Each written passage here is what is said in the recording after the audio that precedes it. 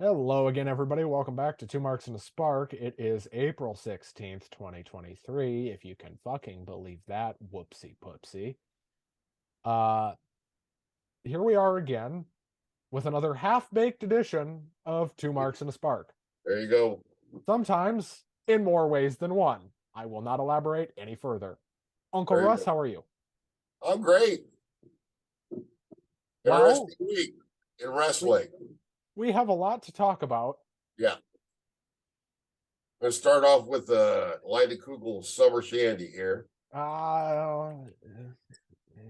It's not Miller time, it's Liney's time. One second. I am pulling up the last thing I need here because I'm unprofessional and didn't pull up everything I needed. You know, the first thing we got this week really was we got CM Punk news. Yep. God damn it. Can this guy stay out of the news cycle? Boy, for a guy that used to allegedly hate press leaks, he sure is teasing this, isn't he? So, according to Fightful Select and Sean Ross Sapp, I'm not going to read the whole report. I'm going to give you the Spark Notes, and I'm going to quote it verbatim. I'm specifically going to quote the second paragraph, or third, depending on how you read this. Quote, Fightful Select had been getting hints after April 12th's report that we talked about. No, we didn't talk about it, but this is just kind of a follow-up to that, and it says a lot of the same shit, so I'm not going to say it again. Report that Punk wanted to come back to AEW, that the wheels were already in motion. We were told shortly before the announcement of Chicago at Wintrust Arena that the June 21st episode of Dynamite would be interesting and a date to look out for. What we've learned is that since then, as of April 13th, the working plan has been for CM Punk to return at that show, June 21st at Wintrust Arena. That's in Chicago, for those of you playing CM Punk bingo at home. Or at the very least around it. There were pitches of announcing it well ahead of time, even around the Warner upfronts, which are May 17th. For those of you that don't know, the Warner upfronts is like a press event for like media shit. No, I will not be talking about it on this show because, frankly, I don't have the time nor the care to watch it. Yeah, who cares? He's going to do what he's going to do. And if you don't, I'm like excited to that, see Punk again because he can do such good shit. But at the same time, it's like, it's been done a million motherfucker times.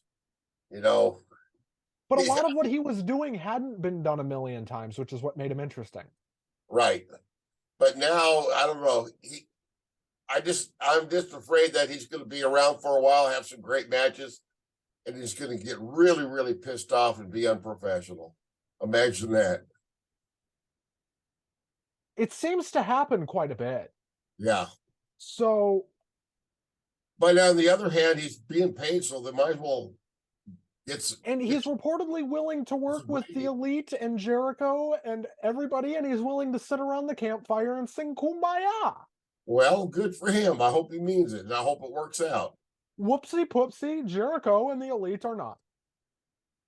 Well, not yet. Depends on how much money's going to be involved, I bet. Anyway, we did also get more information about All In. We know now that 45,000 people have pre-registered for ticket sales. 45,000? As of recording this. That's a lot of people. Yeah, this is until later in the year, right? August. All right. Late summer. Okay. August 27th, to be more specific. This is the Wembley show. Yes.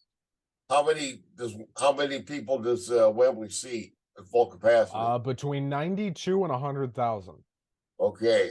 That's my main worry, is that they're not going to sell enough tickets. They don't need to sell it out. I think if they sold 45,000, they'd be pretty happy with that. That's not bad, but I just hope they don't make it look small on TV. I hope they are smart enough to shoot it the way to make it look like a tight show, I mean, WWE does it all the time. They don't sell these stadiums out. But another thing I want to talk about, and I am not reporting this, This is just Okay. something I have heard, and I've heard it from a reliable source, not sources, which is why I'm not reporting it. I have heard something to the effect of that Drew McIntyre is, for the time being at least, done with the company, done with WWE. For the time being, he is negotiating actively and could very well end up back there next week. Would I be Sure. surprised? No. Again, I am not reporting McIntyre is done. I have been hearing for pretty much ever since WrestleMania that he had gone home and that the idea was for him not to come back. And that is why he took the pin. Sure. But I don't know that. I'm just telling you what I've heard, and that is that McIntyre wants to go to Japan. And if WWE would let him do it, I think he'd stay, but WWE doesn't want to let him do it. And if Drew wants to go to Japan, then Drew's going to do what he wants to do. Well, he'll do well wherever he goes. And, you know, everybody's saying, well, why would he want to go to Japan? Blah, blah, blah, blah. Well, Money, schedule, one, he's going to work a way lighter schedule. right? He's going to be able to work 6 times a year. And most Japan promotions now are running in the US. Sure seems like it. Which is not a bad thing. I'm just saying No, that's a that's fact. American television, though. It's going to help preserve that form of wrestling, and keep it going. I hope he stays with WWE for the simple fact that I really enjoy watching him. And I think I he's do too. fantastic. He's Now, one of the best. I've always liked him a lot. now, would I be entirely surprised if they get around the campfire, sing campfire songs and kumbaya, and a bunch of money gets thrown around and Drew McIntyre resigns? No. But I do know that he really wants to go to Japan and that he's really not happy in WWE, and that after Mania, he effectively took his ball and went home. Do I blame him with the uncertainty that was circling around the sale and everything going on there? No, sir, I do not blame him. But man, if you watch SmackDown or Raw this week, they missed him dearly. Yeah, he's conspicuous by his absence, isn't he? His absence spoke volumes. Right. And they're just they're Sheamus, whatever he's doing, however long he's going to be around, he's just mainly, it looks like, with Brawl of Brutes. I don't know. We'll I don't know see. what they're doing with him. I've been They asking weren't on about TV Drew. this week. I've been asking about Drew because that seems like that's going to be the next domino to fall. Well, that and Seth Rollins. Seth. Rumored to be unhappy. I know Seth's pissed. That's not a rumor. Seth is pissed. There was. Did you hear any more about what was behind that weird Monday night thing last Monday night? Somebody fucked up. I don't know what happened there, but somebody fucked up. Because it looked like he was going to do a promo, and then it seemed like it just got cut at the last second. Probably exactly what happened. Well, that's the kind of incompetence that I know they were. That was, that was a weird night in general, but that's kind of shit that they used to happen in the dying days of WCW. These are not the dying days of WCW, I assure you that. Speaking of the dying days of WCW, with how thin the roster was Monday, oh boy. Travel problems, I understand. I never did figure out exactly what those said travel problems were.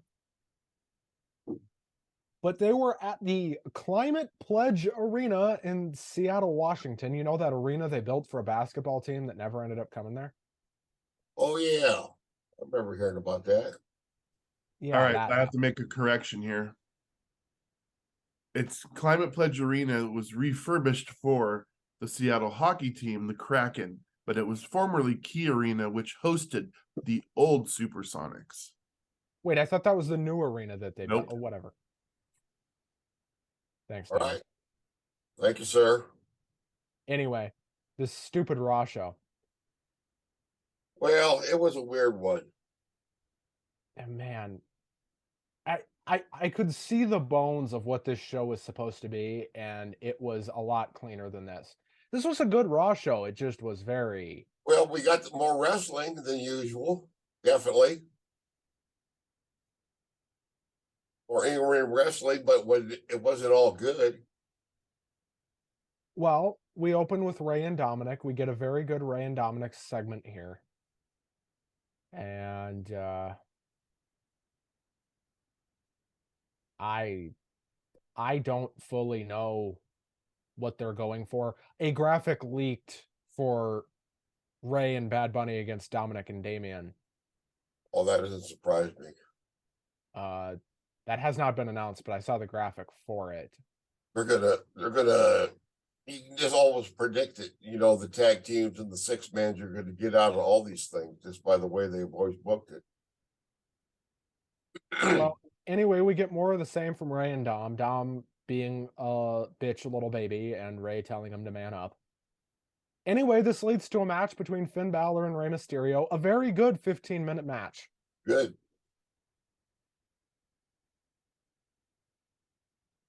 Right. Ray gets the Ray takes the pin off a Outside interference from Dominic. interference and a coup de grace. We move on. We got the worst interview segment of the night by far with Kathy Kelly, Alpha Academy, Maxine Dupree, and, you know, the Job Squad, the JOB Squad. Yeah. That'll come back later. That'll come back later. Anyway. Then we get a weird schmoz thing where Lita was down, appeared to be attacked. Trish and Becky tried to blame Liv and Raquel because they were standing right there. What's up with Lita? Huh? What is up with Lita? I wonder if there's more to it than meets the eye, because, you know, at the pay-per-view match, I thought Trish looked terrible. And I'm not talking about her performance. I'm talking about physically. She did not look healthy. Talking about Lita? I mean, yeah. I didn't think either one of them looked particularly good, but that's not the point. Anyway, we get another effing interview segment, as if we didn't get enough of these, after a stupid video package that we'd see about 4 more times between this and SmackDown. And you know what? They probably showed it 3 more times on NXT, so we'll call it 9 times total. Yes. Becky would tell Byron that, poor Byron Saxton, who I swear is going to get hit every week and doesn't, that Lita had been taken to, and I quote, a local medical facility. You got it. God damn it, I hate this company. Anyway, so it gets announced that Trish Stratus is taking Lita's place in the tag title match. By what rules? It makes no sense. Freebird, baby. Yeah, whatever. That made no sense either.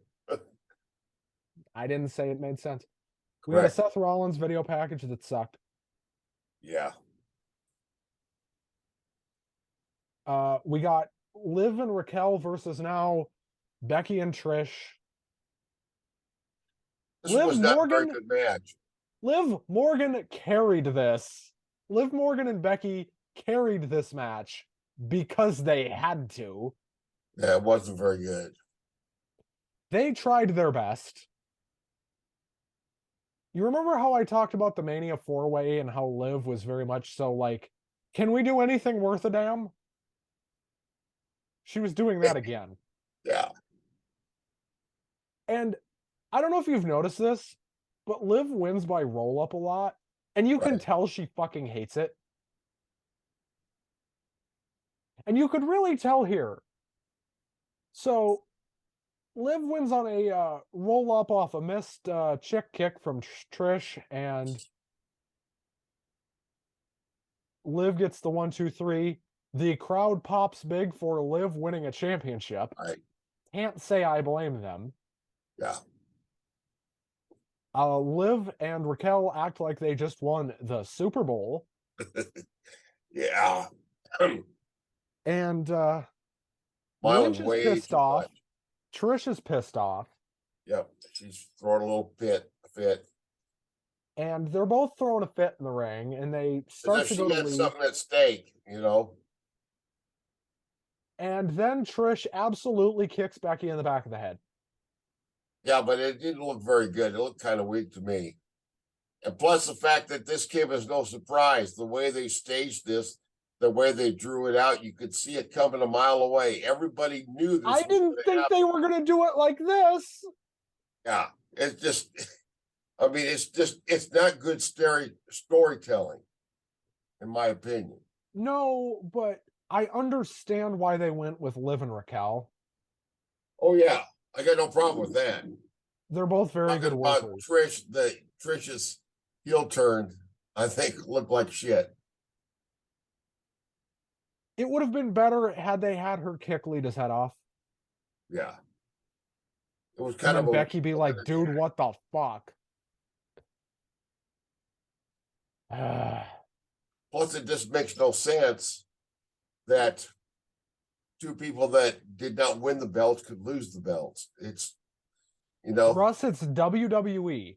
I know they'll come if they might use that. Well, they kind of referred to that in SmackDown, but that's later. Anyway, Kathy Kelly is backstage with Paul Heyman. Oh, yes. And I don't remember any of this segment. Well, she asked him about, can you give us any insight as to why Brock Lesnar did what he did to Cody Rhodes? And then Paul Heyman says, yes, I can. Next question answered. Next question. And then he goes into yes, this. I want to point out in a that promo this for Raw the main show, event. this Raw show, I took notes, and it's still the most forgettable thing I've ever seen. Yeah, exactly. We got a Dakota and EO segment waiting outside Pierce. Bailey made her return to television. Yes. She wasn't going that long. Thank God. Yeah. I love Bailey. Well, we end up getting an announcement that it's going to be a triple threat later. We get Bobby Lashley versus Bronson Reed. This match was very good. It ended in a count out. Yep. Double count out. Double count out. So they'll maybe do something more. Maybe a backlash. Then we got a Cody Rhodes promo. I don't know why they're doing this thing with Cody and Brock. Right. Do I think it'll be good? Do I think it'll be a good match? The match doesn't make sense. Sorry. Do I think it'll be a good match? Yes. Does it make any fucking sense whatsoever? If Cody had won the title, Cody won the title, this would make all the sense in the world. Yeah. But he lost. Oh. Which makes this even dumber. There's just pieces of the puzzle missing, if you know what I mean. Cody challenges Brock to a match at Backlash. It's probably not going to happen. Oh, by the way, that Saudi event that was supposed to be King and Queen of the Ring is now Night of Champions. Oh, really? Not like anyone cares. We get the Usos coming out ahead of a commercial, and then they come back, and the Usos have a very good match with the Alpha Academy. Right. Much longer match than probably we would have got had all of the roster been there. I got the feeling that Alpha Academy, even though they lost, they got a chance to shine a little, show a little bit of what they were capable of in a much longer match than, if this hadn't been necessarily booked on the fly, I don't think we would have gotten that match. the way it unfolded. I'm just speculating, but it felt that way. Well, what was not hot shot booked was this triple threat, which was Io Sky, Mia Yim, and Piper Niven. Forgettable match, all things considered, but Io Sky appears to now be the #1 contender for Bianca Belair's women's title. Yeah. And she's a good wrestler, and she's got the most unconvincing scream and fit, rage pose scream that I've possibly ever heard. It just looks as phony as hell. And I wish she would come up with something original. We get a very generic Kevin Owens interview. And then we get Solo Sikoa versus Kevin Owens. Owens was selling the knee. Yes. From the week prior, and this was a good match, but these two are great workers. Much better than the match Solo had on SmackDown with 420 Bro. Right. Is that my third weed reference tonight? What's my cap? I don't know. Weed? Possibly. What's my cap on weed references? Anyway. I don't care. Neither do I. At Riddle, though, he's got the t-shirt that says 420 Bro or something like that. Solo wins. Yes. Post-match beatdown by the Usos. Yeah, we get a post-match beatdown, and the show goes off the air. No, run in. See, it was forgettable, wasn't it? We did get a Riddle Sammy run in very briefly, but they were. From what I read online, the news is that they got there about a half hour before that. Yeah, they got there very late, so they just used them for that. Where do we want to do the retro review here? Do we want to get through everything this week and then talk about 99 Backlash? It's up to you, dude. I can go with the flow. Well, let's go with the flow then and talk about AEW Dynamite. There you go. The best show of the week, and I don't think it was all that close. Yeah. The first 40 minutes or so of this is a Darby Allin love fest, and I was okay with that. Yeah. We got a very good match between Darby Allin and Swerve Strickland. Darby gets the win. Dude, every time I watch Darby and Swerve wrestle, it's a better match than the last one they had, and I've seen these guys work together about 5 or 6 times now. And it gets better every single time. These guys are so good, and they have such good chemistry. Yeah. Darby gets the win. Yes, he does. And it certainly appears that we are going to be getting a 4-way at Double or Nothing. It sure seems that we're leading up to that. Last week it looked like Jungle Boy. This week it looked like because they're building a 4-way. Probably next week they'll do something with Sammy. Maybe they should release him. I think that's a good idea. I'm sorry, that was mean. Anyway. All right. But then we get a little promo from Sting too. I'm sorry, MJF first. Talk about MJF. Well, Allin gets the win off the Last Supper, and MJF comes out, and MJF and Darby Allin cut the best back and forth promo these two have ever cut, and they've cut some good ones. And Darby tells MJF, "You've been miserable since the day I met you 6 years ago when we were wrestling in front of 20 people in a high school gymnasium. You're miserable now that you're on national television. What's going to make you happy, Max?" And they go back and forth for a bit, and Sting comes out and cuts the promo of a lifetime. It was very well done. I didn't know he still had it in him, but it was pretty good. I want to point out, unscripted promos are so much better than scripted. Oh, absolutely. And you can tell, you can feel it. And he's a guy who knows his character. All three of these guys know their character very well. And this was very good. And Sting tells MJF, "I don't got the fire to be AEW World Champion anymore, but he does," pointing at Darby, and he says, Darby Allin's your next AEW World Champion, mark my words. And they walk away. Far-away Sting will probably be in his corner. He also basically said he's going to be retiring soon. Well, we already knew that. Almost over. Well, we got Powerhouse Hobbs versus Silas Young. This went about 20 seconds. Exactly. And I was pissed off about it too for two reasons. Can I rant? Please. I said since day one they need to be pushing Powerhouse Hobbs. What an incredible potential this guy has. When they finally get around to putting the belt on him and using him, it's with a bunch of stupid goofs. And then they wanted to squash somebody. And who do they have him squash? One of my all-time favorite Ring of Honor guys. The last real man in pro wrestling, Silas Young. I used to love how he kicked somebody's ass in the locker room, light up a cigarette, flick the ashes on their prone body and cut a promo. He deserves better than this. And Powerhouse Hobbs deserves better than this also. Teaming him up with this stupid, idiotic QT Marshall bullshit and all this TV sounds like some kind of damn shopping network or some shit. This whole segment really, it was a good show, but this part just frosted my ass.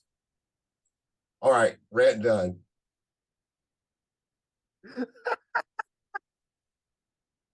I need you to say that more things frost your ass. Anyway, Wardlow's back. Yes, he is. God damn it. I know. I agree with you. Silas Young deserved better than to get mowed down in 30 seconds.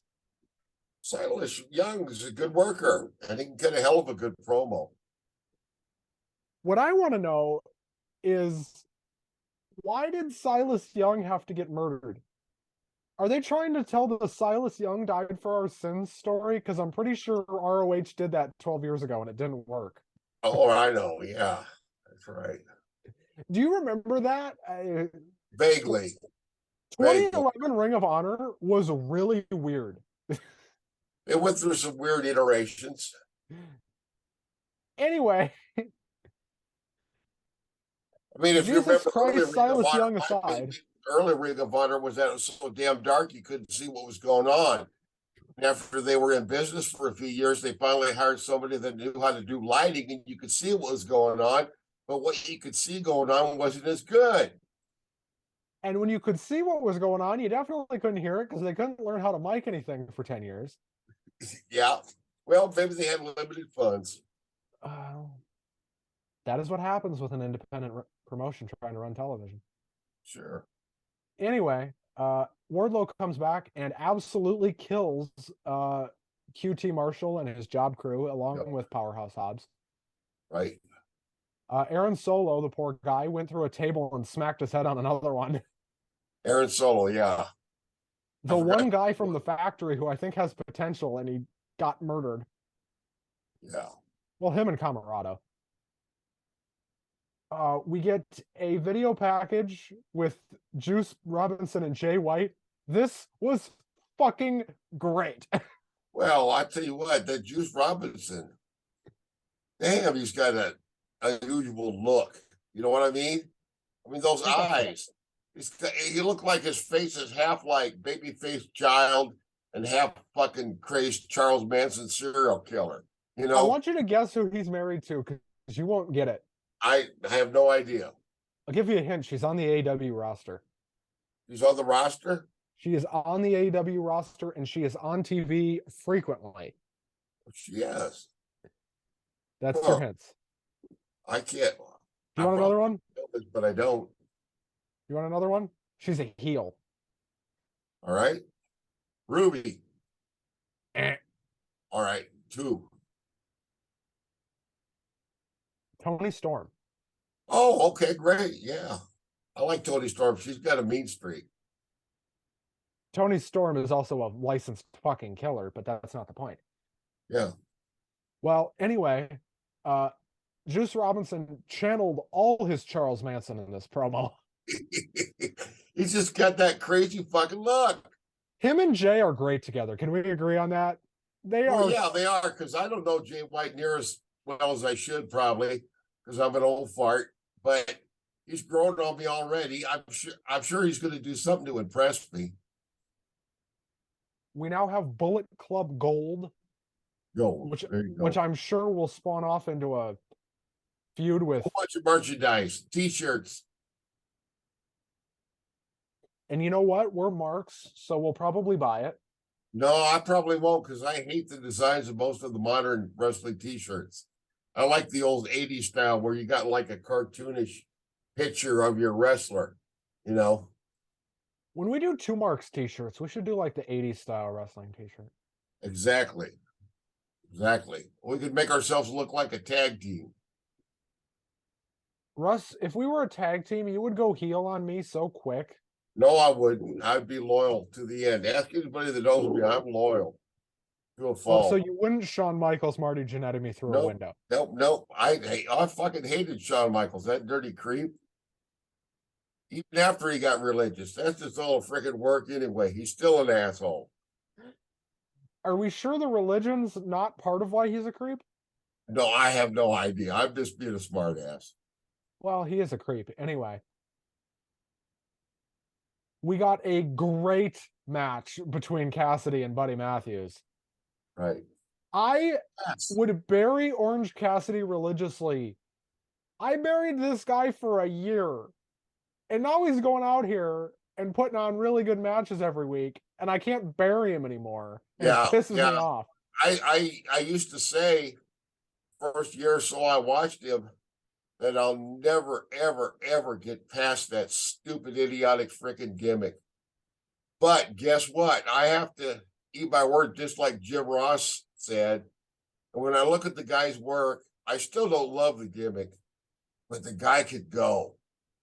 And I got to admit that I was wrong about Orange Cassidy. Hate the gimmick. Well, I don't hate it as much as I used to because he's so damn good. But yeah, he's a hell of a good wrestler. And Buddy Matthews, like everybody else in the House of Black, very, very impressive. That guy can go. Yes, and I just the House of He Black reminds me of a younger Kenny they're my Omega. favorite heel group in that company right now, and especially like I say almost every week, I'm really high on Brody King. I think he's going to be AEW World Champion.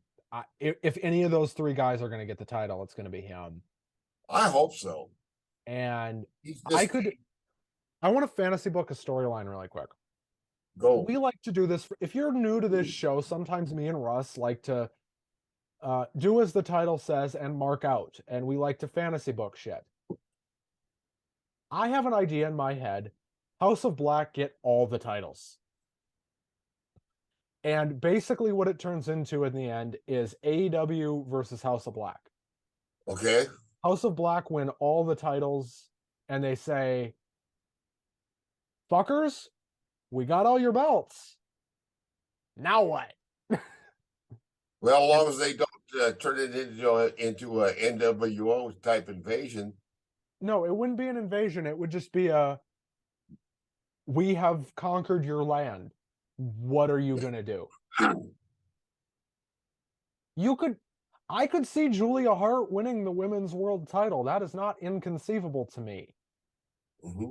I don't know if you went back and watched that match she had with Anna Jay on Rampage. Wasn't a bad match. She's gotten a lot better. Yeah. Yeah, I was surprised. I've probably seen her wrestle before, but I don't remember it. This one I remember. Wasn't too bad. What I don't like about what they're doing with the House of Black is they've got Julia Hart like buried in the back. Yeah. And an accessory. And I get it. But like she's good enough to be wrestling every week on TV. And I know she's wrestling on Dark all the time. I don't care. I don't watch Dark. Okay, correction. I will watch Dark if you pay me and I'm really bored. Well, I might check out if somebody posts a single match or something. I might watch that, or I might possibly fast forward, but it's been a long time since I took a look at it. I watched Dark for the first month that they were on the air. You know, back when their roster was really thin. And well, you can't say that anymore. But No, they have too many people. But I guess if they're going to start doing house shows, though, that's good. Cassidy gets the win with the mousetrap, and we get another amazing Christian Cage Luchasaurus vignette. Right, with no words. No, they said, what did they say? Oh, he said some things have changed. Oh, I think the first one was silent and this one had words. Yeah, he just said some things have changed. Well, fried brain cells, I forgot that. Well, why are they fried, Russ? You want to go ahead and divulge that information? Because I'm old, decrepit. Well, I don't think being old has anything to do with it this time. I'm a dirty old hippie. Well, you know, being a hippie might have something to do with it. Anyway. People can defer whatever the hell they want. I don't care. I mean, they do it with me every week, so there you go. I've heard it all. So there you go. We get a Renee Paquette segment with the Best Friends in Orange, where there is a IWGP tag title match made for Rampage. Worth noting, we are recording this as Rampage is happening. That's right. I might take a look at it this weekend in between my naps. You know, my Saturdays and Sundays off, I usually take naps all day long, and in between I look at a little wrestling. I have just divulged into, like, pretty much all I watch is sports and wrestling now, and I'm kind of okay with that. Well, I watch old TV shows. This depends. Right now, lately, I've been on the kick watching Leave It to Beaver. The next time you're on a Wonder Years kick, let me know. Me and you can have a conversation. Oh, I haven't seen that in years. That'd be an interesting one. You should go on a Wonder Years kick. That's worth your time. All right. Or a Frasier kick. Two things I'm very overly knowledgeable about. Anyway. Frasier. Amazing. Did you say Frasier? Yes, sir. All right.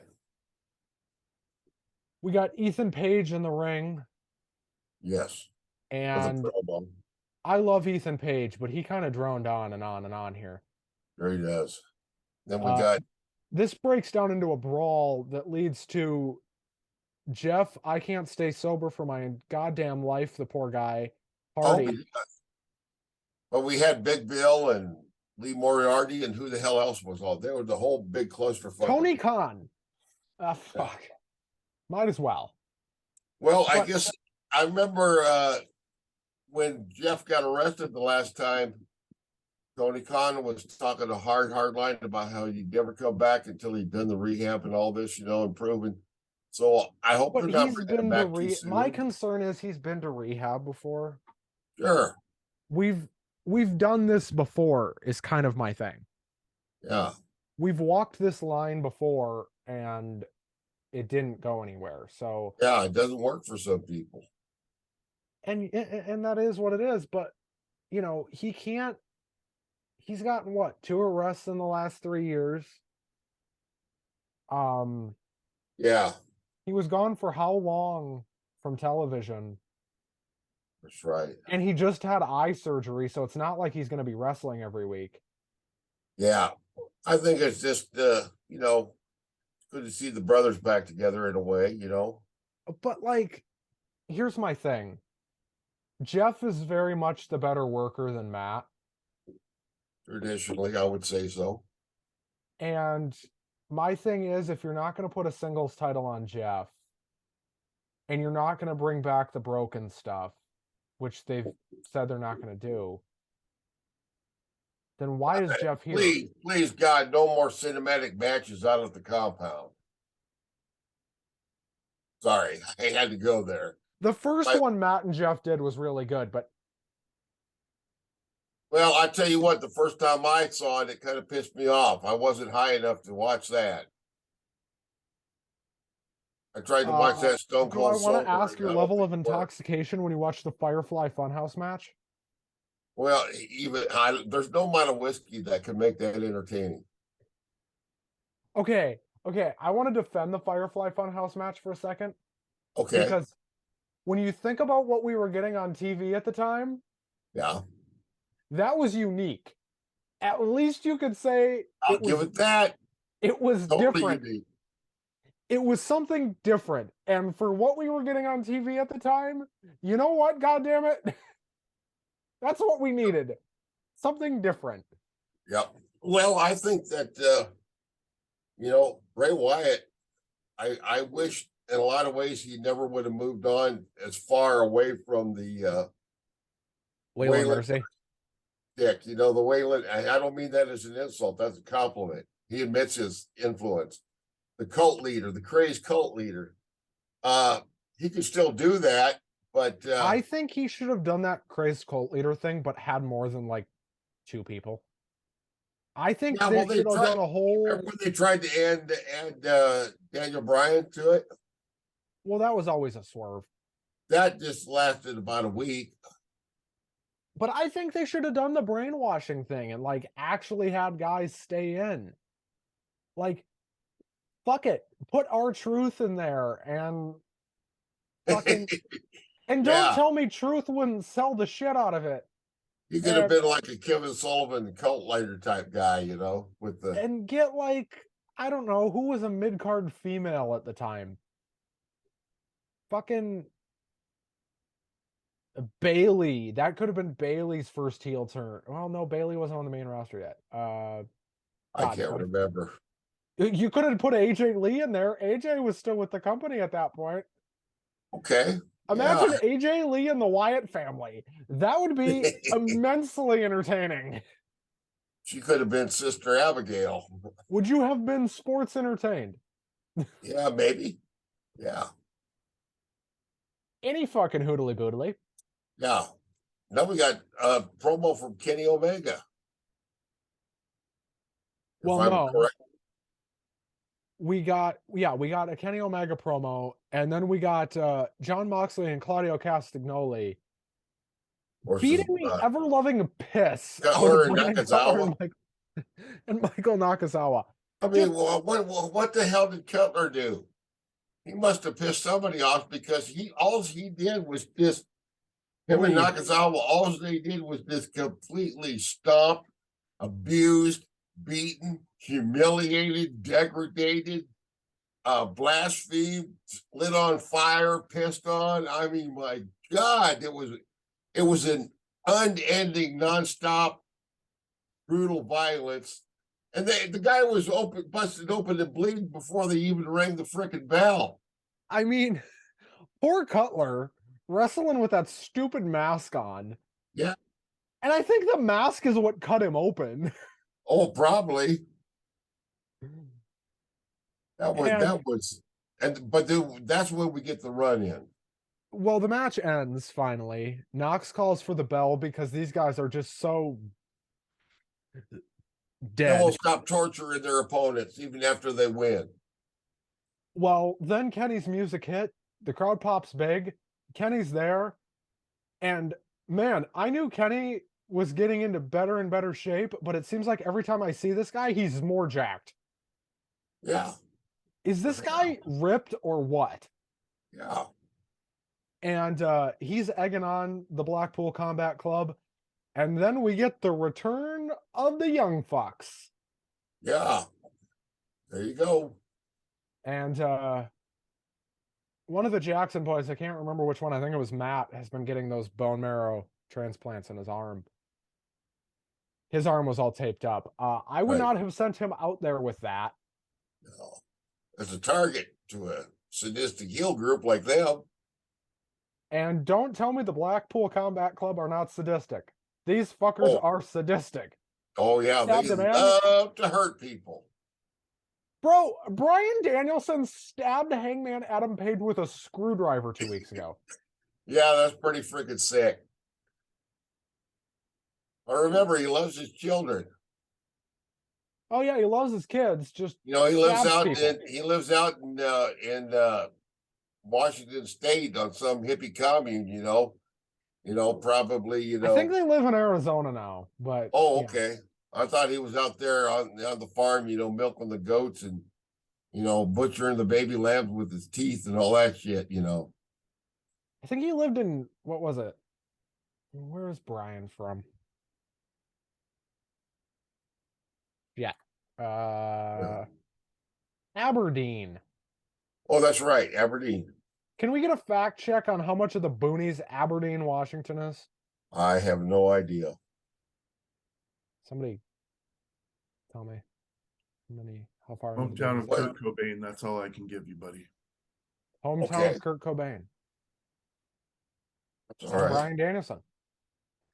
Anyway. Yeah. Shivani's backstage with Strickland, Cage, and Nana. Nada. Right. Brian Cage. Brian Cage just looks like a guy they could never quite figure out what to do with him. He just got a 6-year contract extension. Really? Well, I'm surprised because what the hell has he done lately? You want to know how old Brian Cage is? No, I have no idea how old he is. Do you want to know? Yeah. He is 39. Oh, that fuck. He's a kid. But in wrestling years, that's pretty old. He's been at it a while then. He was originally Chris Logan down in FCW. Oh, I remember that name. They were going to call him up, and he was going to be Brock Lesnar too, and then he wasn't. Basically, Strickland says the Mogul Embassy is going to control everything and blah, blah, blah, blah, blah. Sure.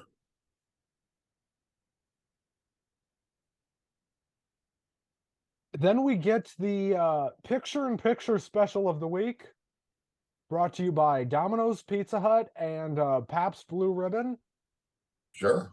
And, 420bro.com. Right.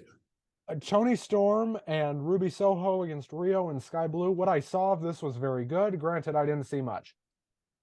Yeah, it was all right. You know, I don't have them. I tell you, they're good workers. It wasn't a horrible match, but I can't even remember who won. Who won? One moment, let me find it in my notes. Probably Ruby, and I'm sure it was probably Tony Storm and Ruby Soho. Yes. I'm getting sick of this storyline. And then they're beating the hell out of their opponents after they beat him. And we get a run in from Jamie Hayter and Britt Baker, who are total baby faces now, right? Yes. Yeah. So why is okay? Here's my thing. AEW is missing a real opportunity here. And you went on your rant, right? Sure, go. Something that really froze your ass or whatever it is you said. Chilled your. What did you say? I meant to say chap my ass, but I might have said froze. Well, here's something that chaps my ass. All right. This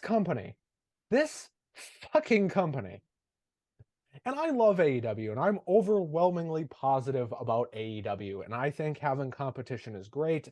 I think it's important for the wrestling business to have multiple things on mainstream television in America, which is why a lot of the time I give AEW the benefit of the doubt, because I think Russ would agree with me here. They've earned it at this point. Am I wrong? Most of the time, I would agree with that. At this point, they have earned the benefit of the doubt. They have not fucked up anything beyond all recognition to the point where you would say, fuck it, I'm done. Not lately, no. I guess never, because I'm still watching them. Oh, I will see. There you go. But this company is missing such an opportunity. They have Sky Blue, who they have paired with Madison Rayne on Ring of Honor television. Right. You have Madison Rayne, who, for my money, is one of the better female promos ever. Right. Good worker. Great worker, phenomenal promo. The leader of the beautiful people in TNA. Why the fuck are they baby faces? First of all, why is Sky Blue a baby face? So far. Other than she's pretty, Ma. Yeah, she is. Other than that, can you give me a reason why Sky Blue is a babyface? I don't know. I don't Because I know. don't know if you know this, plenty of attractive women have been heels in the past. Exactly. Looking at you, Rhea fucking Ripley. Uh-huh. Yeah. Next thing, why are we not reforming the beautiful people? Why not? Well, they're not all available, are they, at this Yes. point? They are? Still working? Angelina Love and Velvet Sky are both available. I thought that one of them I thought the Velvet Sky or Angelina had retired. Maybe she has now, but The retirement is not necessarily permanent in pro wrestling. retirement in pro wrestling is kind of like giving your 2 weeks notice at a job. Yeah. You're coming back. Let's be honest. Right. But here's my thing. Imagine a heel stable, not these outcast jabronis who they've made to look like pretty tiresome. Who they've made to look like just total D-bags. Madison Rayne, Sky Blue. You don't even have to go get Angelina Love and Velvet Sky. You don't even have to do it.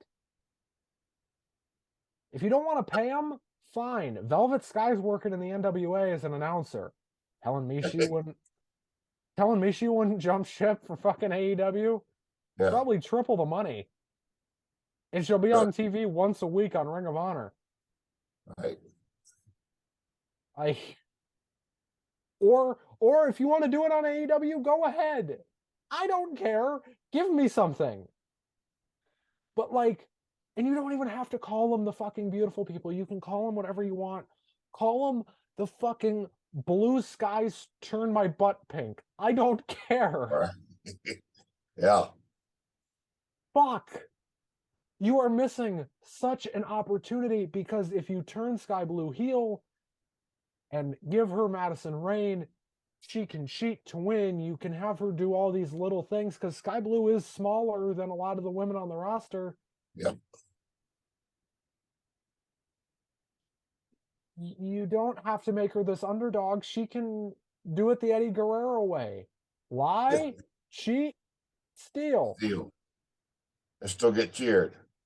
And probably still get a massive pop. Yeah. And do you know what? They could put the ROH women's title on her tomorrow and turn her heel in the process. Are you going to complain? Yeah. Here's what I pitch. Death Before Dishonor, or whatever the next ROH pay-per-view is. I'm just assuming that's what it's going to be. Sky Blue versus Athena for the women's title. Athena loses?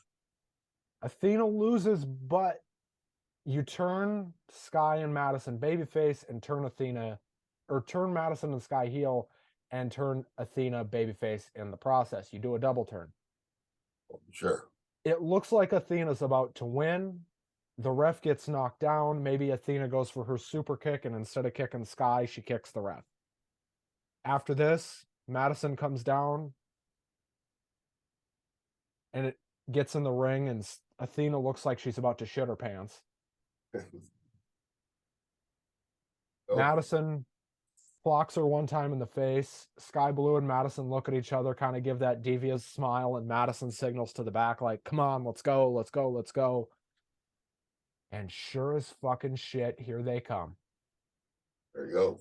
Angelina Love and Velvet Sky come running down, and they start stomping the shit out of Athena, and they beat her half to death. Have them do the fucking shield powerbomb gimmick where they all pick her up and throw her down. Oh, sure. The ref's out. You know, what are they going to do? And after you're all pleasantly satisfied and, Athena is dead. Yeah. Throw Sky Blue on top, wake the ref up, everybody duck so the ref doesn't see you. You know that thing the heels do where they'll duck so the ref don't see them? Yeah. Somebody wake the ref up. 1, 2, 3. The beautiful people are reformed, and you have a new monster heel champion. Not because of how big she is, but because her and her 3 friends will fuck you up.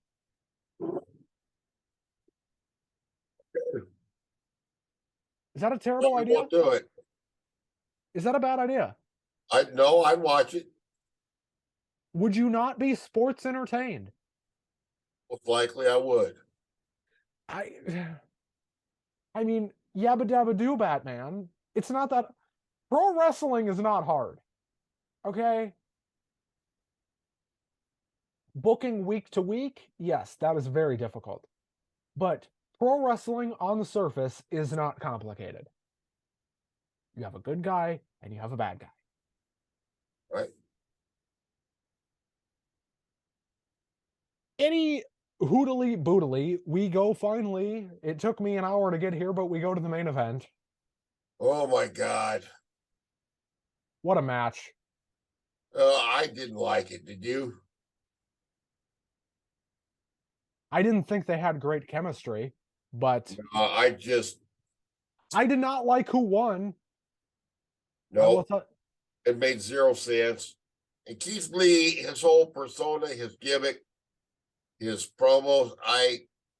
I'm not saying the guy is a bad worker, and I don't hate the guy, but I just don't. Keith Lee should have gone over. Can we agree on that?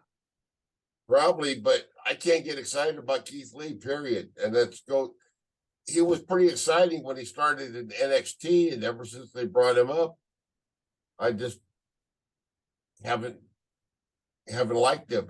I am intrigued by this thing with him and Adam Cole, though. Well, yeah, that's interesting because we had the Swerve interfered. Because of course he did. Daniel Garcia distracted the ref. And then it wasn't really a run-in. Adam Cole sort of just sauntered in, just taking his time, walking down the aisle, milking the applause. And he gets down and he said something to Keith Lee and they leave together. So it'd be interesting to see where that goes. Where do you think that's going? I think it's headed towards a bunch of former NXT guys making a faction. It's going to be like Adam Cole and Kyle O'Reilly whenever he gets his neck put back together. Right. And sounds like Bobby Fish is done.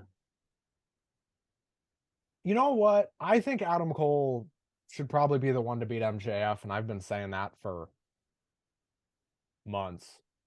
Well, I don't think he's going to be a part of this upcoming four-way they seem to be building toward, but no, but MJF's going to win that. So maybe down the road that would be good. All Out makes sense to me, or All In, or whatever. Yeah. But whatever. Here we go. Let's talk about one of my favorite things to talk about every single effing week on this damn show. Uncle Russ's Comic Talk. There you go. Episode this week featuring the Hulk. Check in. Got one coming up. Should be posted next Thursday on YouTube. Comic books for sale. Wide range of prices. Going all the way back to 1972. Also going to be talking about 1968, the birth of the underground comic movement. And the fabulous furry Freak Brothers. Check out Uncle Russ's Comic Talk. I Unlock 22 Productions on YouTube. Absolutely go check it out. If you like Russ, but you don't like me, go watch it.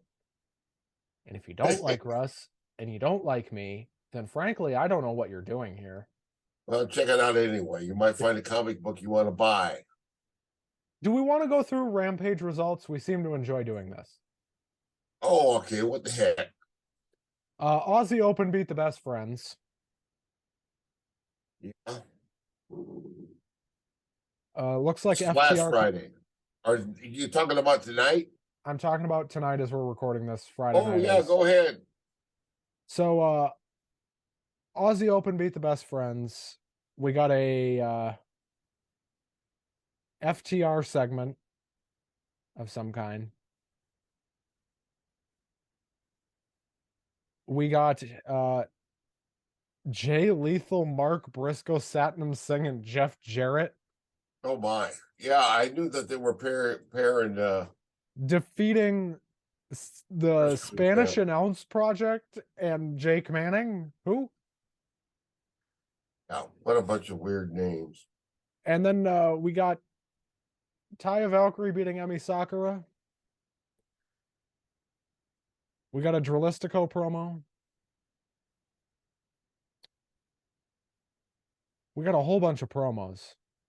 Mm-hmm.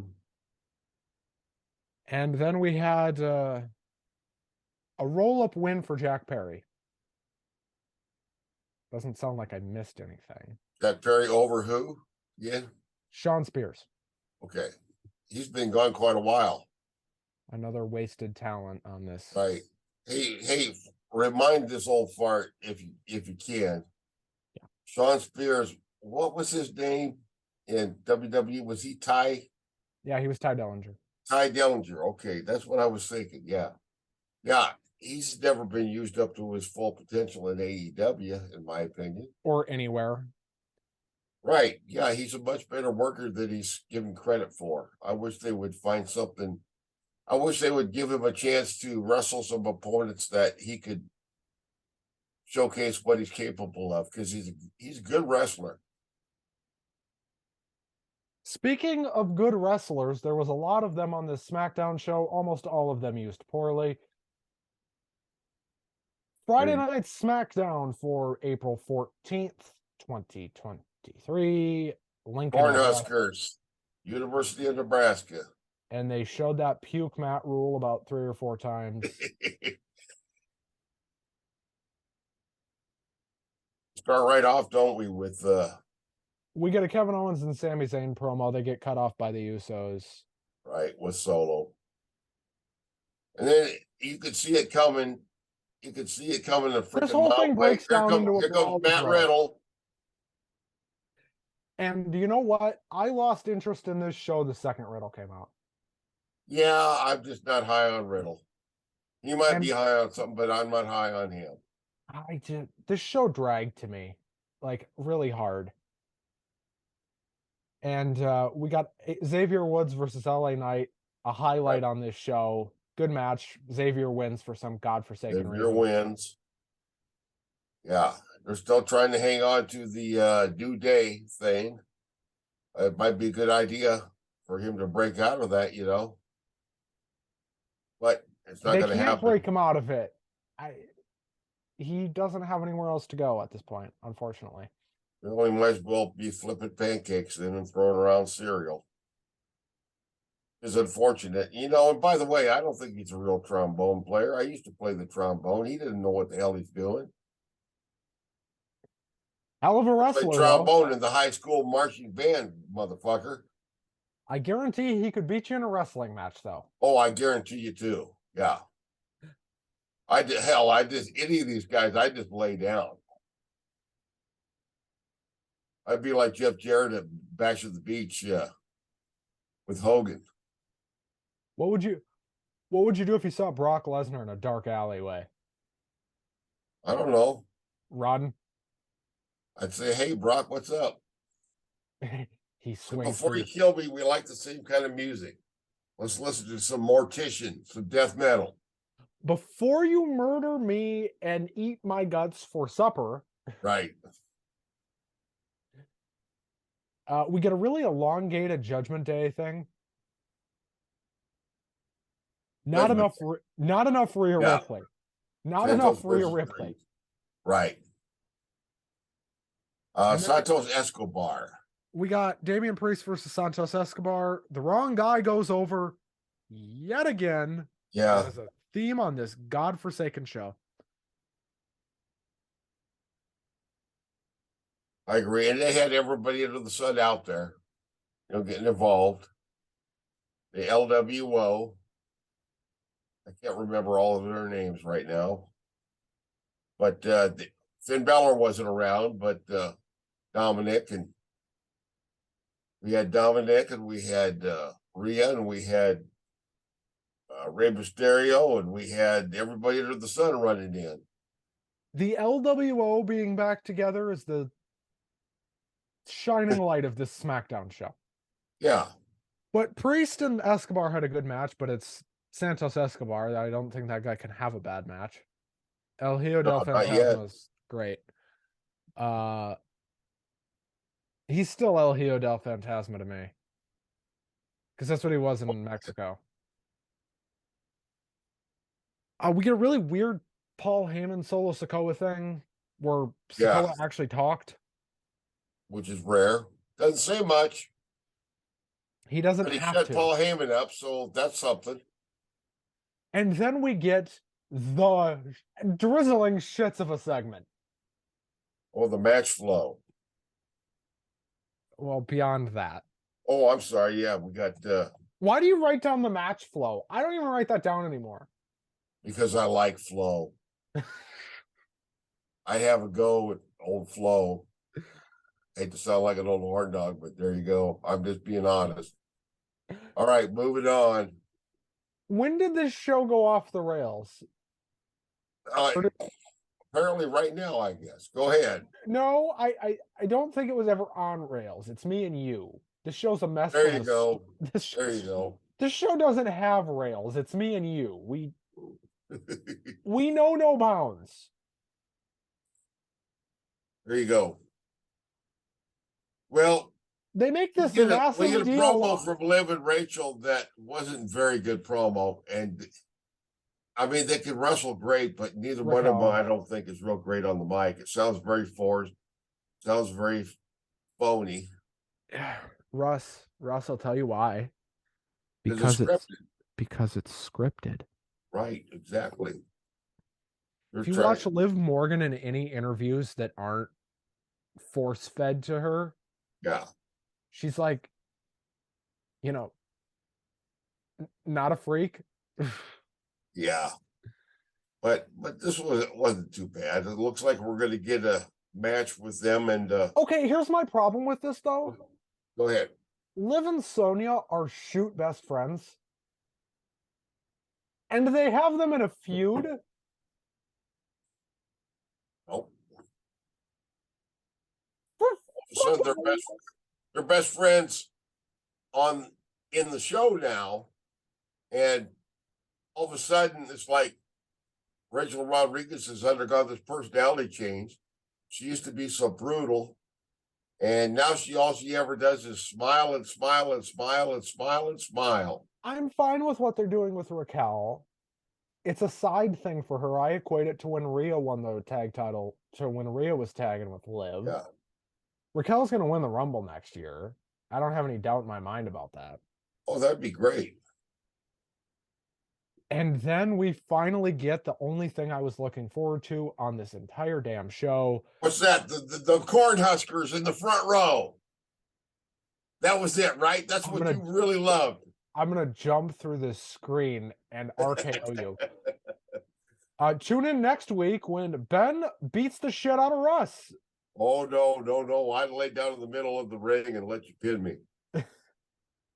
I'm a fucking chicken shit. Finger poke a doom that bitch. There you go.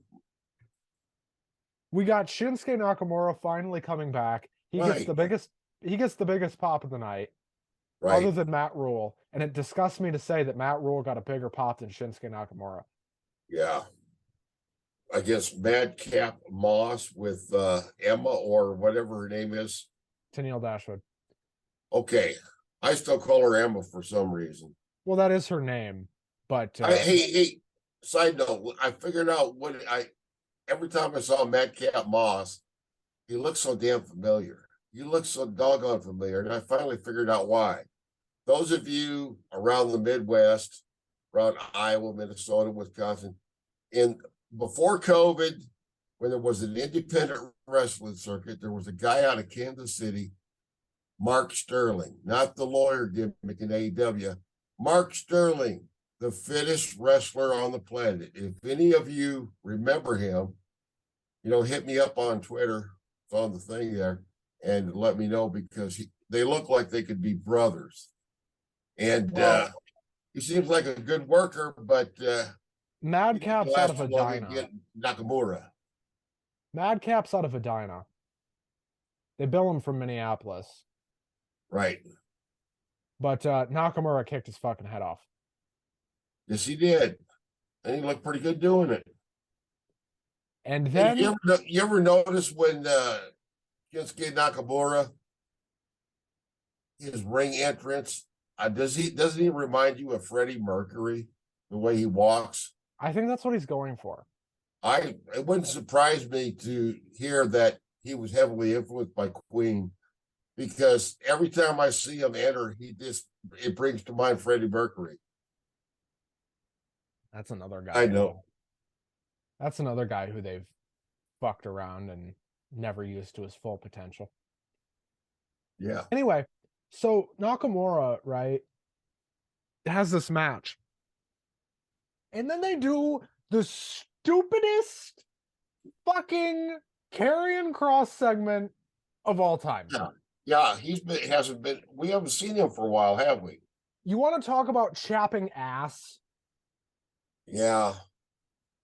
This chapped my ass. Karrion Kross is like talk about a missed opportunity. So I'm going to go play by play on this fucking vignette thing. Yeah. And by the way, if you do not like graphic detail of how stupid something is about to be, plug your ears. Mute me for the next 10 seconds. Mute me for the next 10 to 30 seconds. Any fucking way. So this thing starts and they zoom in on Scarlett's fake tits. I'm sorry. That's what they did. Right. And then they slowly zoom out. Why did they zoom in on her tits, you say? I don't know. Why are because they think that we're slavish. They think we're Pavlov's dogs. And because we're male, we're going to just salivate every time we see mammary glands. They think we're all fucking 14 years old, you know, and they insult our intelligence, you know, and they're supposed to have a gothic gimmick with a blonde. Give me a break. She used to have black hair clear down to her ass and look like the Wicked Witch of the West. And maybe not have fake tits. Exactly. There's nothing wrong with real breasts. Anyway, and you can tell they're fake. I don't think I'm like speaking out of school when I say Scarlett's tits are fucking fake. Well, if they fell off, they'd bounce across the floor. She said they're fake. She doesn't Right. make any bones about it. Anyway. You know, then they do this stupid. You know, I by the way, for the record, I support the right of any woman. Oh, I don't care. I don't care. I'm pointing out. If that's what they want to do, I'm pointing out that I think it is incredibly stupid that the first thing we see during a promo segment on a WWE television show is a woman's tits. Yeah, well. Anyway. Yeah. They do this tarot card thing and they have like a Nakamura tarot card. Right. Yeah. And Karrion Kross, poor Karrion Kross, you can tell he thinks this whole thing's fucking stupid, but he just goes, TikTok. Yeah, TikTok. And I don't think they're doing it right anyway. If any of our listeners out there know anything about tarot cards and how to actually read them, I know it's a different kind of cards than I'm used to. I don't think tarot cards would be anything like playing cribbage with Grandpa Ray, but I don't think they have any idea what they're doing. They're just using it as a prop. If any of you know anything about tarot, enlighten me. According to Scarlett in shoot interviews, she does, which makes this all that much worse. Well, there you go. Which makes this potentially all that much worse. Yeah. You know, I'm not trying to shit on anyone's beliefs, but you know, I'm just being honest. This show is a mind melt. Anyway, after this, we get a very random Braun Strowman and Ricochet going for a walk backstage, you know, just casually sauntering along, and then they get absolutely murdered by the Viking Raiders. Right. For why? I guess we're going to get more matches with them, right? Boom.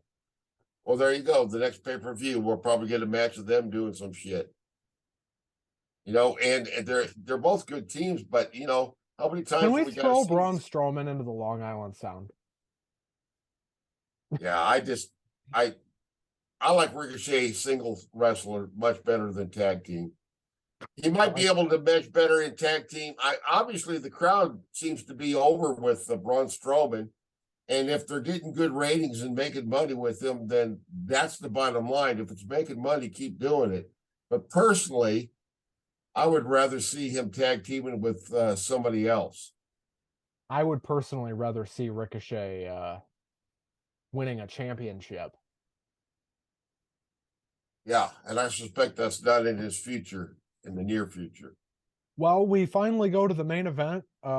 Solo Sikoa and child abuser, Matt Riddle, cokehead, stoner, Matt Riddle. Right.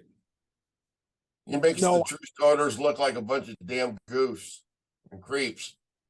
You know what I mean? No. I don't even think he's a stoner. I just think he's a douchebag. I think that's his gimmick. I think that's his gimmick. I don't care for his look. There's probably some people that like his look and they think he's sexy as hell, but to me, he just kind of looks like a goofball.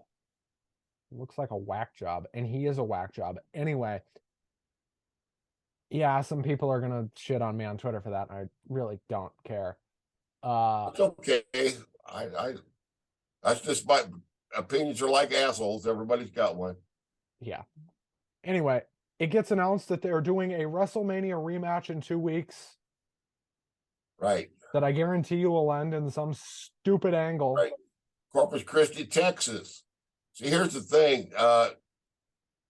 The crowd in Corpus Christi, crowds are very regional, if you notice. Mm-hmm. It'll be interesting to see. I'm always interested to see how the crowd reacts in different parts of the country to the same type of match with the same workers. I think most people that probably perform, whether it's wrestling or anything else in Iowa, in the Midwest, probably think that we're all half asleep because we just don't get as worked up about stuff as the Minneapolis crowd will get elsewhere. Worked up. The Minneapolis crowd will get up, but yeah. I don't know. Anyway, Iowa, whenever the SmackDown or Raw is in Des Moines, Iowa, it always sounds like the crowd is not into it. But having grown up in Iowa, I'm like, oh, believe me, they're really, really, really into it. They just look like they're bored out of their minds. We're not the most demonstrative people on earth. Well, Solo beats Matt Riddle in about 11, 12 minutes, whatever the fuck it was. This was not a bad match, but Solo Sikoa carried it, as Solo Sikoa does. Well, Solo did Solo things. Yeah. I want to comment about something. When they first announced the matches up next, we had a half hour left in the show. Then we had a commercial break. And then we had a long ass rambling promo by Paul Heyman that sounded like he was going slow on purpose. And then another commercial break. By the time we get back, we got less than 15 minutes to wrap this shit up.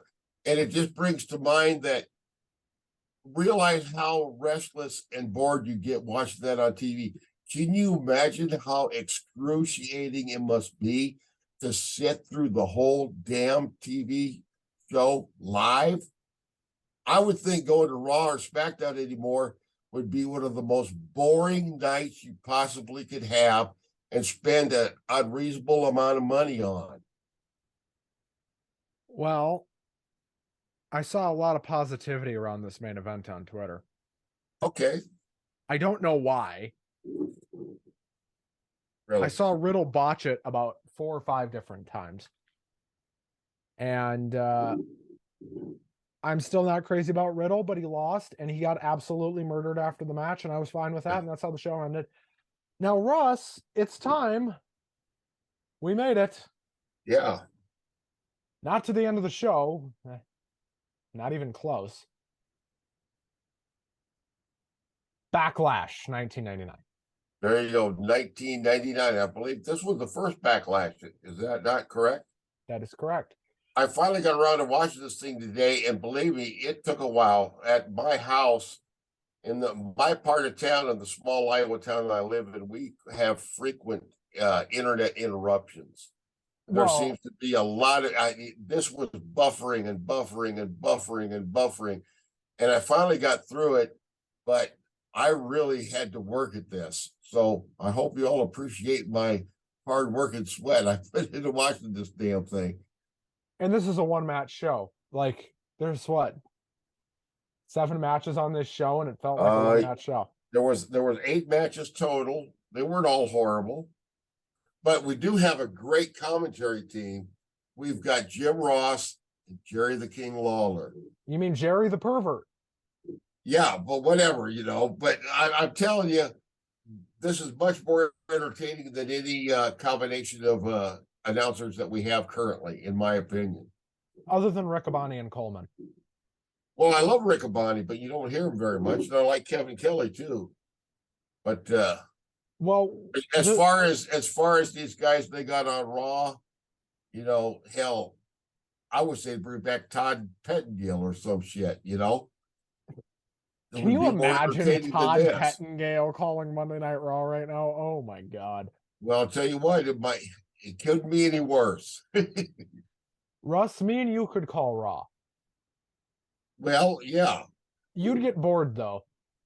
Oh, I sure would. I'd probably get in trouble. I'd last about 1 week.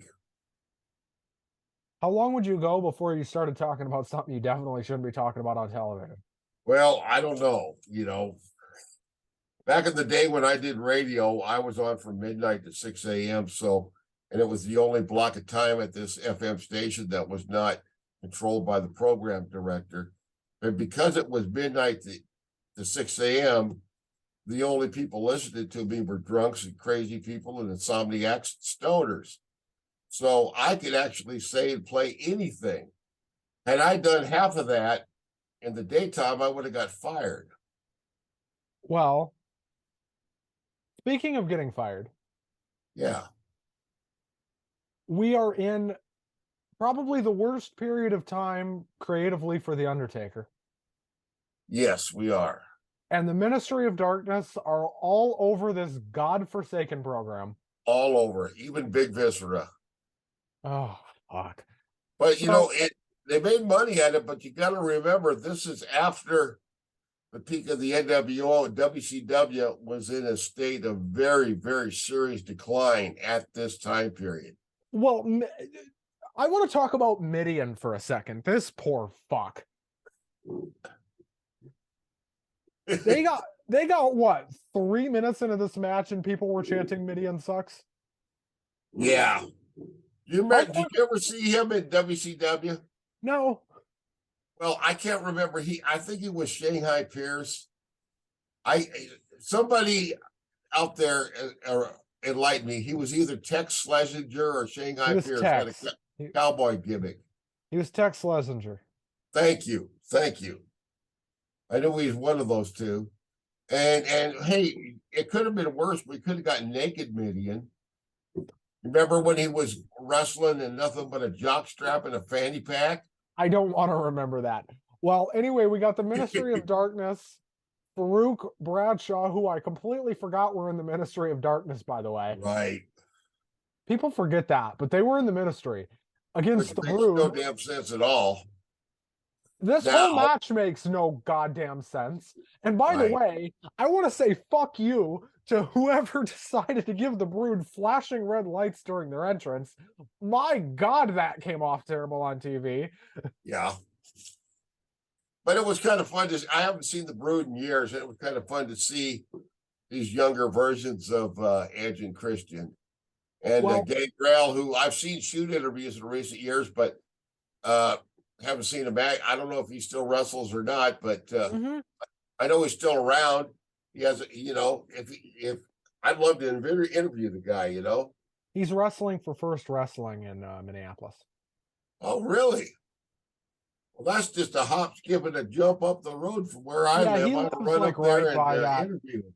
He lives in Wisconsin, like right on that border where it's like 45 minutes to Minneapolis. Yeah. Well, anyway, this match sucked. Yeah, nothing to get excited about. And Viscera killed Christian. Big Vis. And that was the finish. And we move on to another. I'm sorry. I'm still gonna call him King Mabel. Fuck it. King Mabel. Call him King Donut. I don't care. Yeah. Then we get a hardcore match. This wasn't very good, I'll be honest. Bob Holly and Al Snow. Well, I think Al Snow has a great mind for the business. I've seen his interviews and he seems to have a lot of insight, but after all these weapons and all this craziness, he knocks a shot with head and that ended the match. And that's it, kind of goofy.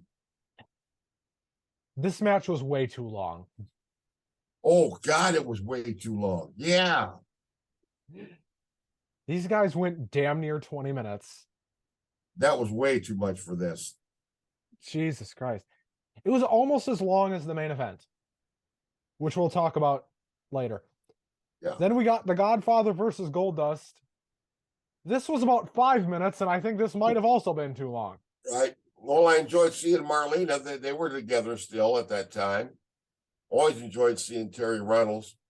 Well, we saw more of Blue Meanie, who got kicked in the balls so many times. Well, there you go. It's 1999 WWF when people are getting kicked in the penis. That's right. But we also got The Godfather, who was always did not get kicked in the penis. Right. I don't know about you, but I enjoy seeing his entourage of hoes, which seemed to vary from place to place where they worked. I think they just hired it was local strippers. It was actually local strippers. Yeah. Well, he seems to be like a strip club guy. He seems to know a lot about that business. And I sure hope so. He owns one in Vegas. Yeah, well, that'd be an interesting thing to do for a living, but I don't think my wife would approve. Well, anyway, Godfather wins in about 5 minutes, and this was way too goddamn long. Yeah, it was nothing to get excited about. Papa Shango beat the natural Dustin Rhodes. I'm being a smart ass here. Then we got, for my money, the worst match on the show. The New Age Outlaws against Never Drew a Dime, Jeff Jarrett, and Owen Hart. And I love Owen Hart and Jeff Jarrett. This is when he had the crew cut. It was his crew cut phase. And he was paired with, was she still Deborah McMichael at this point? I don't know what she was, but I think she was with Bongo. The crowd didn't care. They were chanting Puppies the whole time. This match sucked. The Outlaws won. Further proving my point, Billy Gunn has never been good at professional wrestling. It was bad enough that we got to look at all of Deborah's assets, whether we wanted to see them or not. And by the way, kids, it's an illusion. They have tights on. They're making you, it's like the old see-through dresses in the 60s. You think you're seeing something, but you ain't seeing something. Oh, and by the way. And then after the match, for some reason, and God help me, God strike me dead if I'm lying, Road Dogg grabs the mic and says to Billy Gunn, "Show me that ass." And Billy Gunn pulls down his pants and exposes his buttocks and turns around, and he got like a kind of like a half-hearted pop from some of the people in the audience, and the other people were like me, who took my young kids to see WWE in this era, and said they were thinking, why the hell did I bring my kids to this show? Then we got probably my second favorite match on this show. Mankind versus Big Show in a Boiler Room Brawl. This was under 10 minutes, and this was a blast. I remember seeing this on the pay-per-view. Me and my buddy used to always get this, and this was a lot of fun. It 10 minutes, but it was more engaging than anything else I'd seen on the show so far. And it was completely ridiculous, but yet it was more believable. Does that make sense? And you got a great Mankind promo after. He's like, that's where I was assaulted. Yes. If I'm ever charged of a crime, great fingerprints right there. It was Man, great. Mankind is just otherworldly. What else was otherworldly? This next match was 20 fucking minutes. Are you talking about Triple H and X-Pac X-Pac. versus not Triple H, Hunter Hurst Helmsley? Terra Ryzen. There you go. Yes, X-Pac, and for apparently, we had China. I thought when Hunter Hurst Helmsley came out and the lights hit him, the note I took, he looks like he took a shower in baby oil. Yeah. This match sucked. Yeah, it just Never once got off the again, ground. if you hadn't seen enough exposed buttocks yet, China had hers on full display every time she turned around. You know, this was whoever was booking this show had an ass fetish. That would be Vince Russo. Wait. Yeah. Wait, had Russo gone to WCW yet? This is May of 99. I couldn't tell you, but it does have his stink on it. And then we got, oh, by the way, Triple H won. Yeah. Then we have the typical ref down. China interferes. Kane intervenes. Triple H wins with pedigree. Right. And then we get a boring match. It was not bad. It was just slow plotting and boring. Right. Between The Undertaker and Ken Shamrock. Right. It was fun to see Paul Bearer. He didn't do much, but I always enjoyed it. God, by the time I got to this match, though, I was so sick of the fucking Ministry of Darkness. Well, there you go. They were all over the show. We forgot to mention earlier in the Boiler Room Brawl, there was interference by Boss Man and Taz, who are also, I believe at this time, weren't they affiliated with the Ministry of Darkness? Yeah. Yep. So there's some more talent being wasted. And then we get maybe the greatest Backlash main event of all time. Stone Cold versus The Rock with Shane as the referee. This match was perfect. Finally, they got around to something we could watch. Something we cared about. I'm a huge fan of Stone Cold Steve Austin. I'm a fan of The Rock's ring work, not his persona, not his gimmick, not his promos. I'm going to be a blasphemer here to some people and say I always considered The Rock overrated as a performer. And good God, if Dwayne Johnson was here, he'd probably slap the taste right out of my mouth. He'd rock bottom you. But I'm just talking about as a performer. But when he worked with Stone Cold Steve Austin, I was always able to enjoy those matches. Very much so. This match was about 17 minutes, and it was the perfect length. It didn't need any more than that. Yep. The finish was kind of old Bard, as they used to call it. The finish was a bit you haven't heard in a long time. When's the last time you heard that term? No holds barred. I kind of like that though. Yeah. But the finish was a total fuck fest. Right. Shane and Vince getting involved.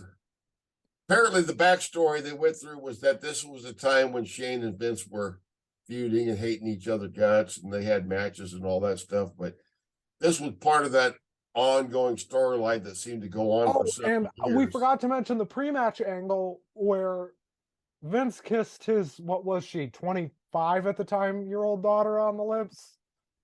Well, he always came across a little pervy, and that didn't help. Bro, I forgot how hot Stephanie was at this point. Yeah, she looked kind of nice. She's still like, does, you know. Now she's a mature woman. I tell you, she's not the most beautiful woman in the McMahon family by any means. That would be Linda. I'm like Eric Bischoff. I really admire an attractive, mature woman. Linda McMahon is hot. Let me tell you. I disagree. Okay, Anyway. well, there you go. That's what it's all about, brother. Are we going to start cutting promos on each other now? No, so go ahead. But this was a good match and a good finish. Stone Cold.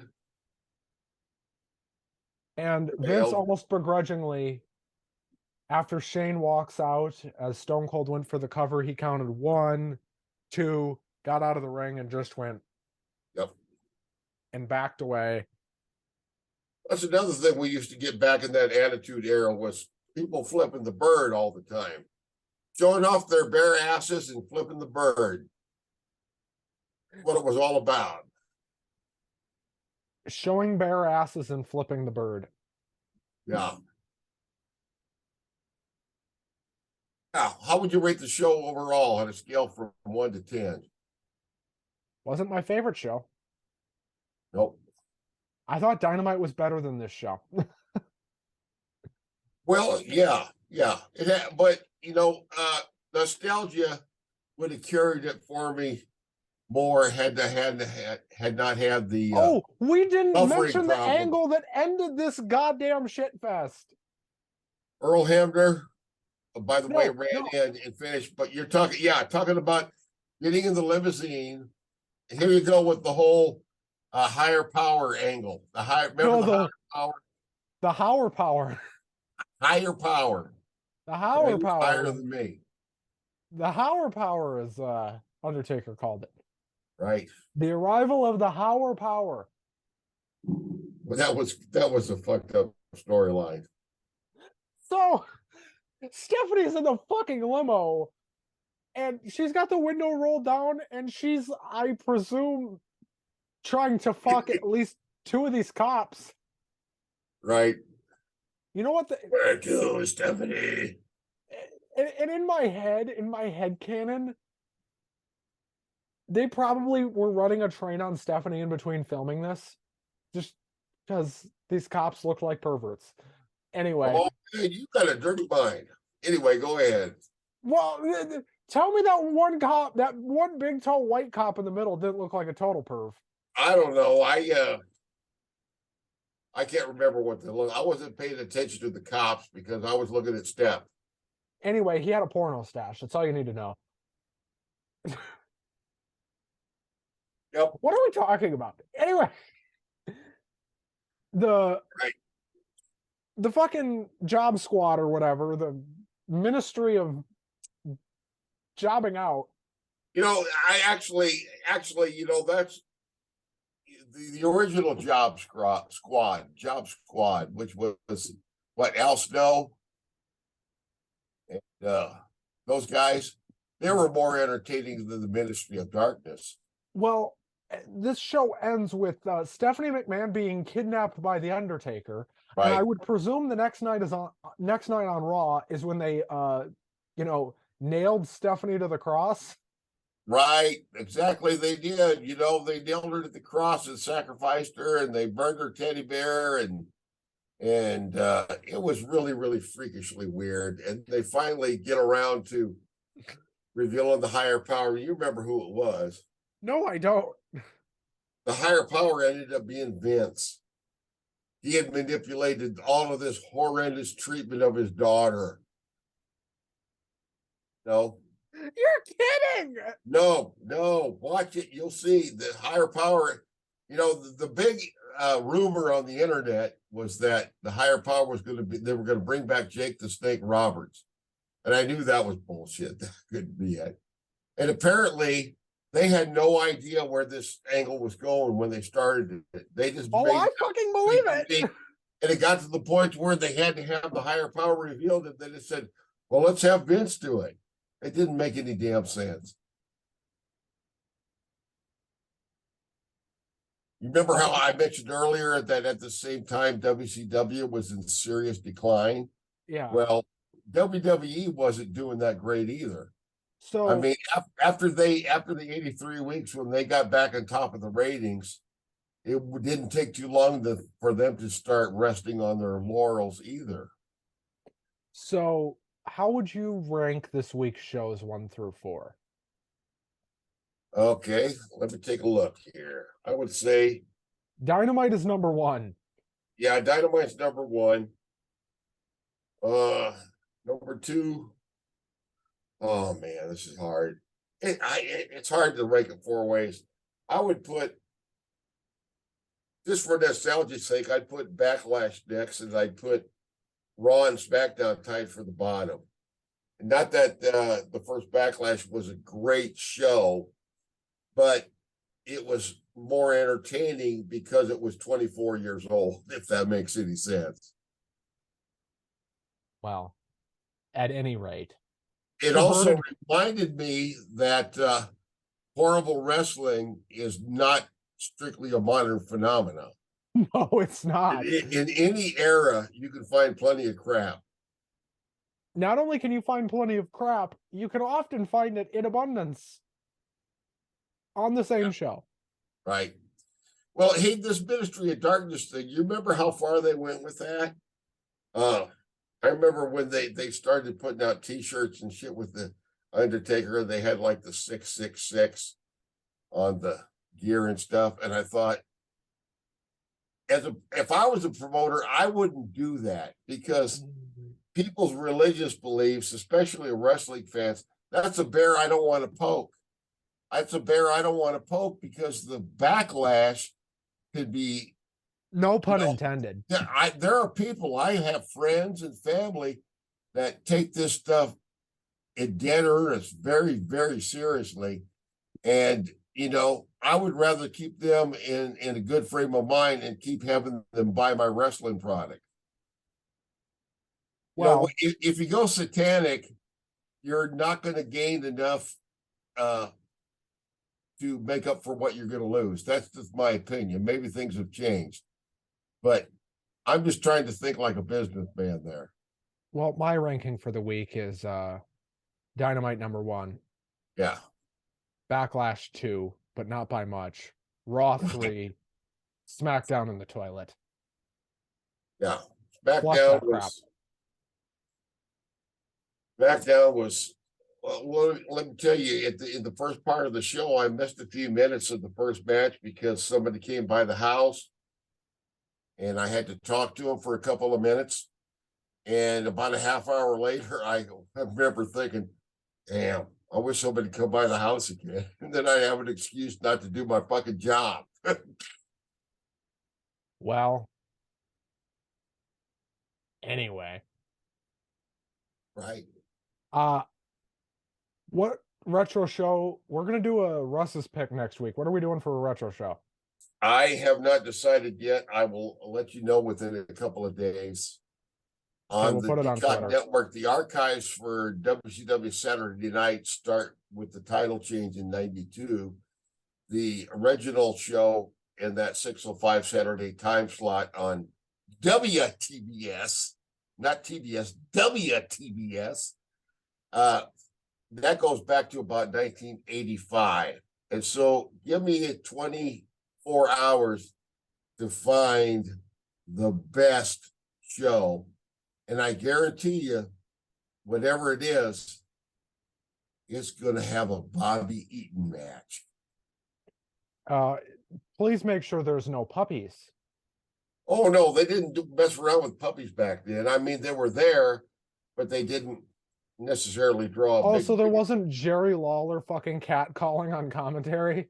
That's right. You had, sometimes you even had Dusty Rhodes doing commentary on Saturday Night Live, which was quite entertaining quite often. You remember when Lucha style began to become popular in the United States, the commentators all of a sudden started using the Mexican terms for moves that we had seen for years. And I'll never forget one of my favorite moments. Somebody, I think it was Mike today, he said, punch it, call it the punch it, and Dusty Rhodes says, punch it, what the hell are you talking about? He kicked him in the head. So, well, that was right on the cusp of that change, so you had the old world and the new interacted. So it'll be something from the old TBS archives We will put it on I Twitter. guarantee you there's going to be some jobber matches on there. If we're lucky, we'll get to see. I hate that term jobber because these guys are pro wrestlers, but hopefully we might get a chance to see a treat like a Bob Cook or a George South match. You know they're going to lose, but you know they're going to look absolutely fantastic doing it. I have a lot of respect for those guys. It's kind of like when you see Dolph Ziggler wrestle now. Yes, Dolph Ziggler fits into that category. And like I said, the term jobber seems very disrespectful to the amount of talent these guys have. I remember, you ever watched really, really old WWF? You remember a guy named Iron Mike Sharp? Oh, God. I've heard legends of Iron Mike Sharp. Oh, man. He trained Lance Storm. All I've heard is the story of how he'd go, rah, ah. Well, you know, Canada's greatest athlete. I'm Mike Sharp. Yeah. So we'll be looking at some old WCW. Iron Mike Sharp. And it'll be something from Saturday Night. Well, we'll put it on the Twitter. Mothership, if you will. The Mothership. We'll put it on Twitter. Eventually, you know, we're going to have to sample some ECW. Good luck getting that cleared. Holy hell. Yeah. You want to talk about, like, really risky and could get us taken down? Oh, it's possible. You know, yeah. I mean, we're Well, gonna have it's not as bad as XPW. Remember them? I wish I didn't. Yeah, yeah. You know, you watch that show long enough and you see some actual, real, true life attempted murders. You know, you actually get to see New Jack, by his own admission, deliberately trying to actually kill Vic Grimes. Or like, and it's not like in the Elimination Chamber where they were accidentally almost killing Liv Morgan. No, this was actually trying to kill somebody. They were not trying to kill Liv Morgan. They just almost did. Yeah. Yeah. I don't know. It's gonna be fun. We will put it on Twitter. Russ has a Twitter now. It's on the screen probably. At L22. And I'm still learning the ins and outs of it. I'm not that good at it yet, so please be patient. No, Russ doesn't know what the hell he's doing. It's fine. That's right. But I've got some adult children that know this technology very well, and they're more than happy to set me straight. Are you sure you're not an adult child? There are times, you know. Anyway, be sure to follow us both over on twitter.com. Be sure to like, comment, and subscribe here on Lock 22. Go check out Puck University with Gobo and Tom. Get ready for the NHL playoffs. Right. And stay tuned for other updates on new shows coming here on Lock 22. We got Shrewsworthy coming up next month. I think that's still on track for May 2nd, but I could be totally wrong. Yeah. Last I checked, it's on track, so cross your fingers. Anyway, we thank you for joining us here as you do each and every single week. We're going to be right back here next week with another retro show.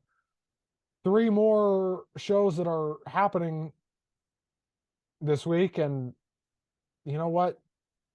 We'll probably talk about ass. Well, depending on the era, it could happen. I can guarantee at least one ass reference, one perverted cop reference, and at least 7 marijuana references, because that's about our average at this point. All right. Well, it's been Uncle fun. Russ, thanks for showing up for work. Thank you, Ben. I won't blame you if you never do it again. All right. I think I will. Well, better hope I do. Right. Give us some feedback. If you think I'm full of shit, let me know. I don't care.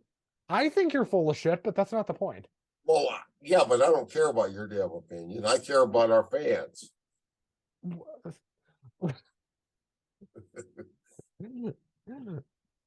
Again, I think you're full of shit, but I've thought that since the day I met you. But you think Right. I'm full of shit, so you know that's Well, why we you'd get have along. to get away with what I get away with. Russ, have to shit on this show that we say we have to be kidding.